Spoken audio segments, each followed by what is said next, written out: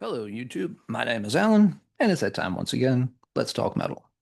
Today, we're going to be talking about 5 albums that helped me get back into death metal. Kind of a variation on a popular topic. I thought this was a topic I had covered in a video a long time ago. Recently, I was thinking, yeah, that'd be fun to do that one, but oh, wait, no, I did it a couple of years back.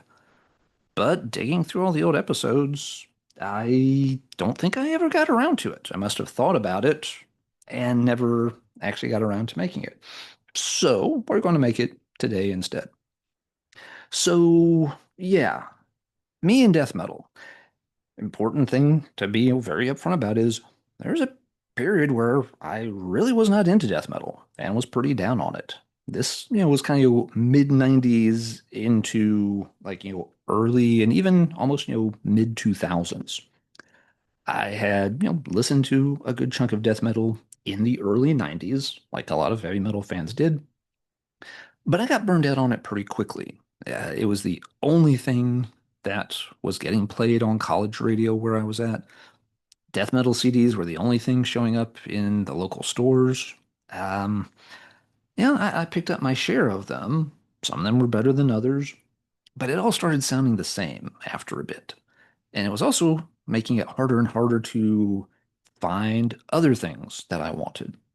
Like, where's all the traditional stuff? Where's the other thrash albums I still wanted? They weren't getting airplay on college radio. They weren't showing up at the record stores. And so then also it was like, yeah, I don't need only death metal, and I don't need death metal all the time. And a lot of these are just kind of starting to sound more and more similar. So yeah, got pretty burned out on the genre.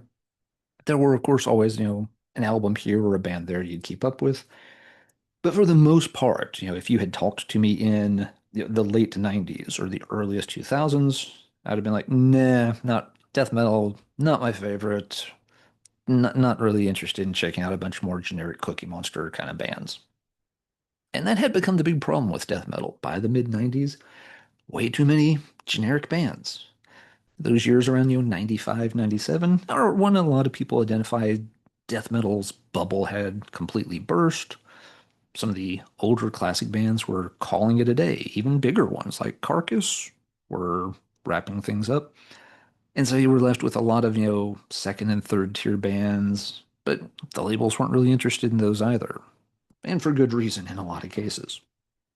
So yeah, I was kind of, uh, off the death metal kick for a while there. But as we worked through the 2000s, there were albums that would pop up every now and then. I'd check out and be like, okay, now here's a band that's doing something pretty interesting in death metal. So it's one of those things that, well, I certainly didn't listen to a ton of it and wasn't following every band and every release. So I always kind of keep, half an eye out for something that would be interesting. And this will be a handful of those things that showed up. I want to start with one honorable mention because this is something that had come out, in, was it 91 for this one, I think? And I had, heard the band and all back then, but I think I didn't actually own a real copy of the album until about 2000 or 2001. And that album is Blessed Are the Sick by Morbid Angel. Yeah, in the early 90s, Morbid Angel always seemed like a little more interesting than a lot of the other bands because while they were playing with some of the evil satanic imagery and all of that, they just seemed to do it in a classier way than, say, a band like Deicide. Nothing against Deicide necessarily, but I didn't get into them back then. Deicide had a lot of hype over what Glenn Benton said, but then it's like, okay, but what do they sound like? Um, you know, I'm not somebody who's really easily drawn in based on hype. Had the same issue with Cannibal Corpse. Everyone's just like, oh, but they're so sick and so gross. I'm just like, yeah, yes, they are. That's fine. What do they sound like? How's the music? I don't care how extreme a band is in terms of graphics or imagery or lyrics or how fast they can play or how deep and guttural the vocals are. If I like the music, cool. I'll buy it. I'll check it out. I'll follow it. But if I don't think you're doing anything interesting musically, I don't care if you're the fastest band on the world. I don't care if you have the sickest lyrics I've ever read. That's not going to keep me interested very long. So, but Morbid Angel was a band, that could keep me a bit more interested. They were really good musicians. They had more interesting visuals. Yeah, they just seemed like a cut above the rest. Now, I did start, though, to lose some interest with Morbid Angel on the Communion album, because there it seemed like the focus became a little bit more on just strip it down and make it more brutal. And it's just like, no, don't do that. That's what everybody else does. So, yeah, kind of had put Morbid Angel in the back of my mind. But they were around 2000 or 2001. A buddy of mine, we used to talk on forums all the time. He's in Puerto Rico. He was selling a bunch of used cassette tapes he had. I bought a handful of them from him, and one of them was a copy of Blessed Are the Sick. And like I said, I think that's the first time I owned a real physical copy. Maybe I had it, as a cassette dub from somebody else. But getting it and hearing it again there in the earliest 2000s, when I probably hadn't heard the album in at least five, well, probably more than 5 years, it was a good reminder. It was like, oh yeah, there are some of the albums and bands from back then were actually really, really good. Um, I shouldn't be just making blanket absolute statements that, yeah, all that early death metal stuff is just, zombies and Cookie Monster and, blood, guts, and pus. It's like, no, some of them are cut above. Need to pay more attention to that. So that's my honorable mention to get things started. Getting into the real five, the first one came out in 2006. Still wasn't paying much attention to death metal. But I saw this album getting a decent amount of chatter on places like the old Lapland Metal Forum. I still wasn't convinced. I didn't go run out and buy it, but somebody sent it to me on a CDR. We're probably doing a CDR trade, and I think they just included it as like, hey, you really should check this out. It just came out and it's really good. It is Repugnant, Epitome of Darkness. And lo and behold, I really did like it. I remember, I think I put off playing it. It was like the last CDR from that box I received that I played. Like, fine, I'll give it a spin. And I ended up playing it a ton. And just recently managed to pick up a vinyl reissue of it. Repugnant just kind of pushed all the right buttons in terms of death metal. It was, sure, kind of extreme sounding, and the lyrics are playing into a lot of the same cliches, eating from a coffin, buried alive in a coffin, yada, yada, yada. But the music was this interesting and very catchy blend of things. There's obviously a death metal core, but Repugnant was incorporating, some blackened elements. You could still hear the thrash roots that the band had obviously paid attention to. And it even had, punky vibes to an extent. And this all carried over into the visual aspects too, which, once I saw a real copy of them, I thought that actually looks different and interesting too. I mean, the cover art here is a weird mishmash of stuff. It is like one part early Napalm Death artwork and, I don't know, one part Demolition Hammer.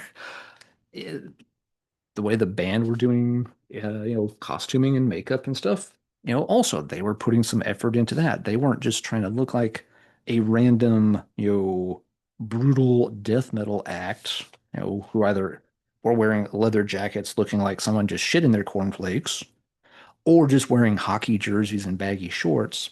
This band's actually putting some effort into how they present things, and the music they're presenting is actually really cool too. So it kind of was just like, well, this is working on multiple levels. Repugnant, of course, didn't stick around very long, um, but they would go on to bigger and better things with the Ghost project. Better for them, at least. I'm not into Ghost whatsoever, but you can't argue that it worked out well for them in terms of their career. But yeah, Epitome of Darkness was one of those albums. It's like, huh. So it's 2006, and there's at least one death metal band out there who's doing something pretty cool that I do like. All right. Very next year, another one would cross my path. In 2007, we saw the release of Necrostos. I always feel like I have to pronounce the R as funny when I say it. Let's try that again.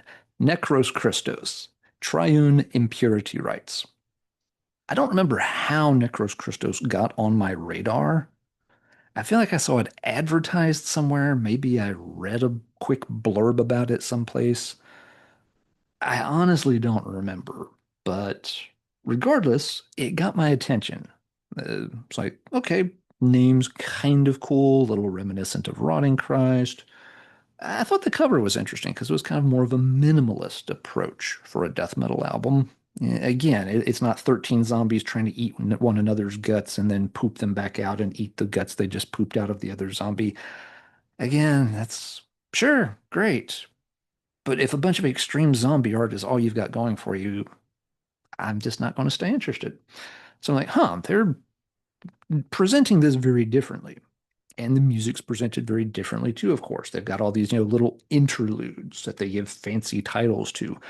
They're really, at the end of the day, trying to present the entire thing as some kind of dark, arcane, hermetic ritual, which pushed the right buttons because they were also doing it with music that is relatively simple and stripped down in the old school Celtic Frost or Hellhammer style, which is a style I've always liked.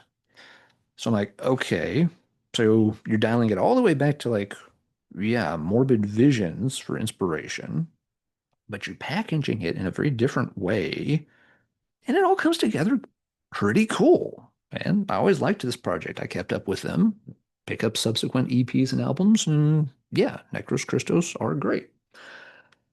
And again, it wasn't just that they had an interesting image. It's like the music turned out to be really interesting too. But I did appreciate the fact that they put some effort into the image.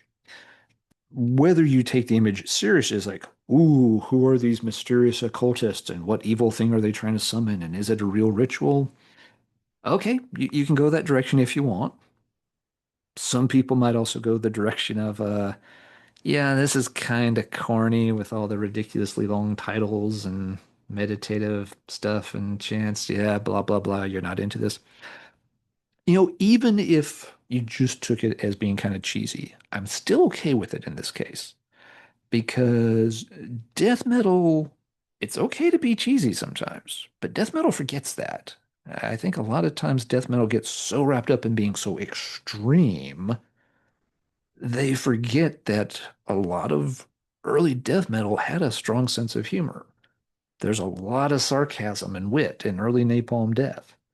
Yeah, Carcass's early stuff, yeah, it has these insanely sick sounding lyrics, but they're all being written from the point of view of like, vegetarianism and stuff like that.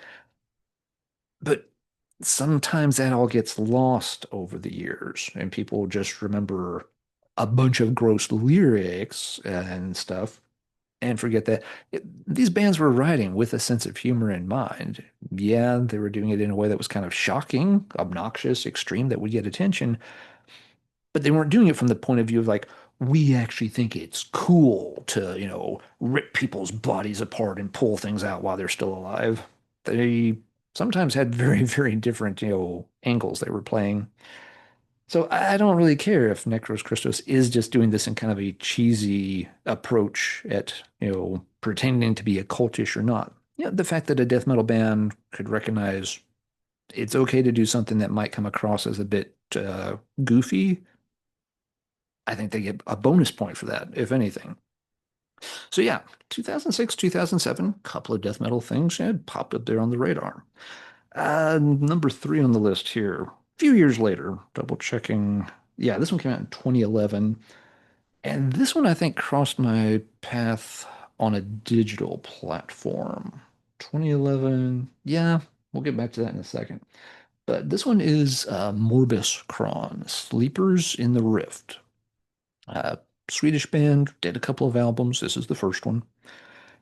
I think at this point, for a lot of newer material, I was already buying digital copies on an old platform called eMusic. They may or may not still be around. I don't know. I haven't dealt with them in probably close to a decade. But for several years, eMusic was the way I was sort of checking out and picking up, purchasing a lot of newer releases because didn't want to just keep, buying stuff constantly. I was working on saving up for like a house and starting a family and stuff. I had, money going in some other directions. I was also spending what money I had when I had some to spend on music. It was for some, older vintage vinyl stuff that I'd wanted and never got around to picking up. So eMusic was a way to kind of, keep an eye on what newer stuff was getting released. And when I found things I liked, I could purchase them, but it was, cheap. It was only a few bucks per album on average. And the typical album was maybe $3 to $4 on eMusic. eMusic had a weird format where, well, you know what? Let's not even worry about going down that particular rabbit hole right now. Bottom line was every month I would end up with, two to maybe three releases purchased through eMusic. And Morbiscron scrolling through the metal section, this was just one that caught my eye. I think you can see why.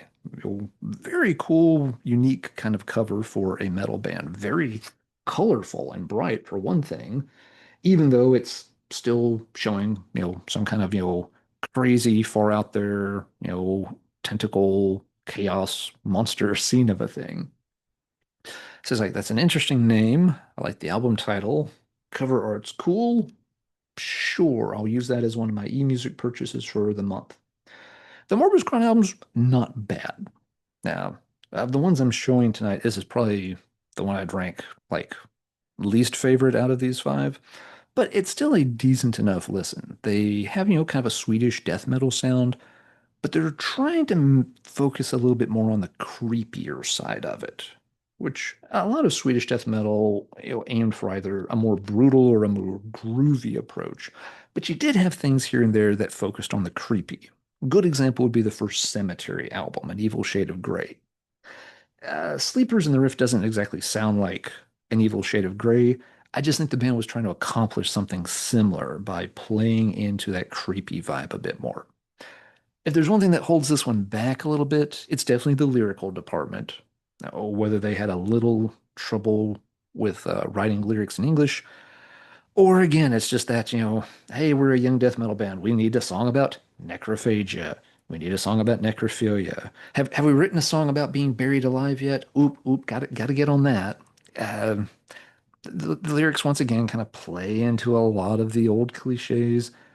And the lyrics aren't particularly well done in this case. I'm not trying to piss all over it or anything, but if you stop and read along, it's just like, yeah, I've seen a lot of bands write songs about these exact same things, and they came out a little better in the lyrics department. So that is one place where this album loses a few points, but still, not a bad listen whatsoever. They only made one other album a year or two after this. I've never checked that one out. I've always heard it's in a very different and kind of more mature style. It's one of those things I'm interested to hear at some point. And yes, I know I could push a few buttons and I could listen to it on YouTube right now. Never got around to that either. But it's always kind of buried in the back of my head that it's one of those albums I should stumble across one day. It feels like something that will show up and I'll pick it up when I do. And yes, I know I could just get on Discogs right now and order it. I've looked at it. But there's always a handful of copies, and they're always like, $18 plus $6 shipping equals, I don't want to pay $24 to hear the second Morbiscron album. I'm a cheap bastard when it comes to buying a lot of stuff. I want to pay about $13 total, with shipping already factored in, to hear the second Morbiscron album. It'll cross my path when it crosses my path. I have always heard, though, that it's really good. It's on the list of things to do. For now, though, after 2011, another album came out in 2012 that got on my radar. Also, I'm double checking, but yeah, I'm pretty sure this was also through the eMusic forum. Might have been someplace else. But this one is Horrendous with The Chills. One thing that got my attention with Horrendous was that, they did, for a time, have their base of operations in South Carolina. So it's like, yay, root for the home team. The band, of course, was relocated up, to Pennsylvania after that. But it's like, still, it's like, oh, wow, a band from the Columbia area. I'm kind of surprised I didn't hear about them before this. So yeah, okay, we'll check this out. And this is just a really good album, that definitely is, tipping its hat to older school death metal releases before it was so unbearably fashionable to do that. let's face it, but death metal has definitely kind of, started going in circles here a little bit in recent years. Yeah, in 2012, you didn't have a ton of bands that were all going back and revisiting what death was doing, around the late 80s and early 90s. That's kind of where Horrendous was starting out here on their debut album. Horrendous have changed a lot since then, of course. They've evolved with every album, which I can appreciate, even if I've had trouble digesting the past couple of Horrendous albums. They're another thing that's on my list to revisit. Someday we'll get to it. But I definitely really dig the chills. It just has all the right vibes without just wallowing in the cliches so badly. It's like if this had come out back, in 91 or 91, somewhere in there, it's like, yeah, this could definitely, have, stood its own against a lot of the other bigger, renowned releases from that period. So I enjoy some of the other Horrendous albums too, but the Chills, yes, it doesn't have, the fancy progressive elements the band's become known for, but it's a good example of older school death metal worship done well and done, I'd say, quote unquote, correctly. Not trying to just blatantly copy any one thing and not trying to just get the, cavernous vibe while forgetting to put the actual riffs in place. But no, really, again, checking off the buttons and putting it all together in a good package. So yeah, the Horrendous album definitely caught my attention, and I've kept up with subsequent releases from that band and enjoyed the next two after that quite a bit too. All right, that is already four, so fifth and last for this topic. Came out in 2013. So here in kind of the early 2010s, things were picking up a little bit for me. I started finding more, and eMusic, for its faults, did help facilitate that. And 2013, stumbled into this on eMusic one day. Sulfur Eon, Swallowed by the Ocean's Tide, an album I've mentioned many times over on Heavy Metallurgy. German band.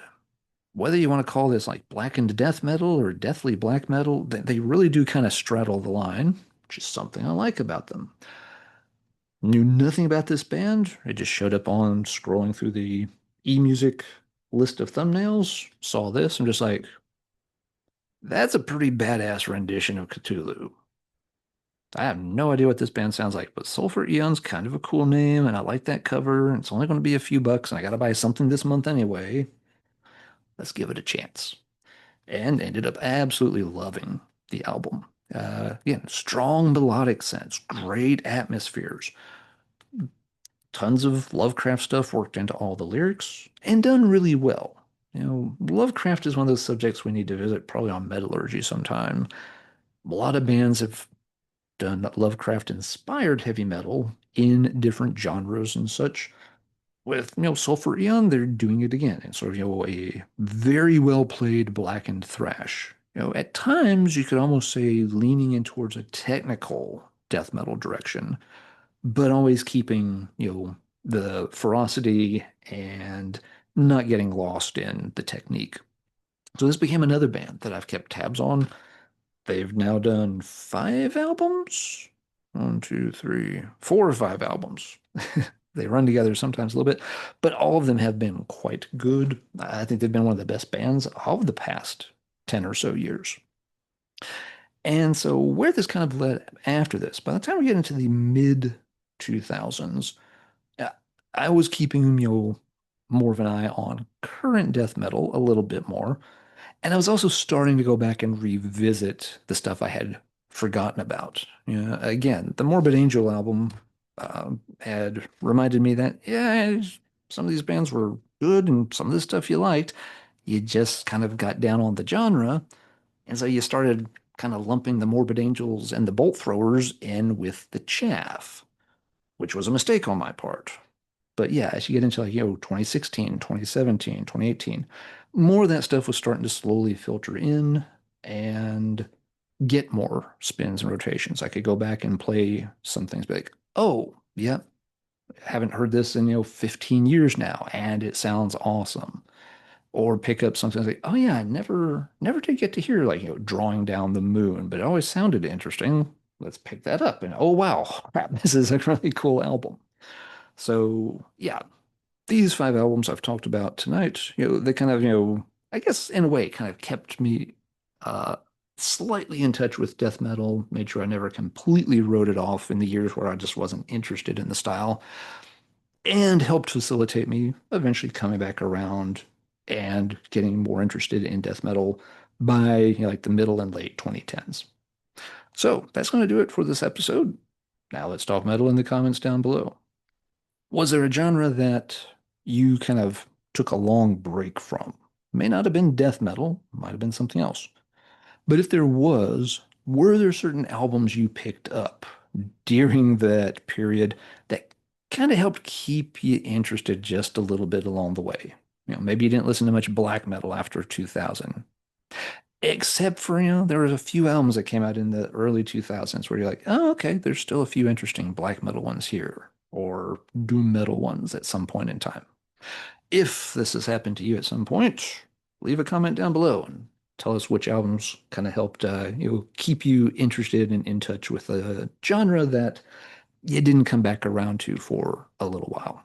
And if you're somebody who just has always listened to every single death metal album that's ever come out since 1987, that's awesome. You stuck to it. You've enjoyed it. That's the main thing. We listen to what we enjoy.